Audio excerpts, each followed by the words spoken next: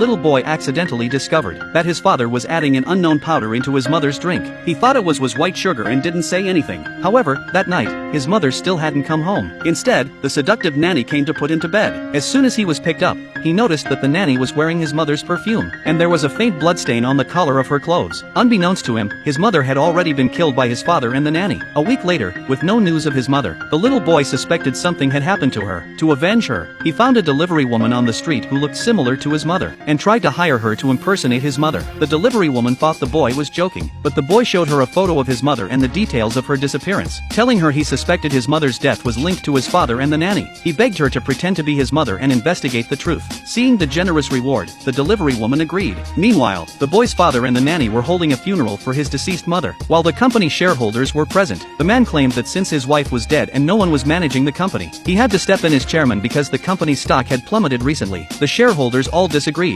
arguing that he was just a son-in-law and had no right to take control of the company. At that moment, the lawyer stepped forward with the will his wife had left behind, ready to announce the rightful heir to the company. However, the man ripped the will apart on the spot. Seeing the man's brazen behavior, the crowd was furious but powerless to stop him. Just as the man was about to take over as the new chairman, the little boy appeared with the woman impersonating his mother. Everyone was scared to see the dead chairman come back. The nanny was incoherent with fear, shouting that it was impossible, saying that the woman had already died and couldn't possibly be here. Her reaction aroused suspicion among the crowd, and the man, fearing the truth might come out, quickly told the nanny to be quiet. He then pretended to be calm and greeted his wife. The woman ignored him, and instead, following the script the boy had helped her memorize, she told the shareholders that a week ago, she had fallen while hiking and lost consciousness. Luckily, she had been saved by a passerby, and now she was back to resume control of the company. The boy noticed her trembling hands, and reminded her to stay composed. But at that moment, the man was glaring at her from behind with a vicious look. The man still refused to believe that his wife was alive, so he planned to test her authenticity privately. He chose to get everyone else to leave,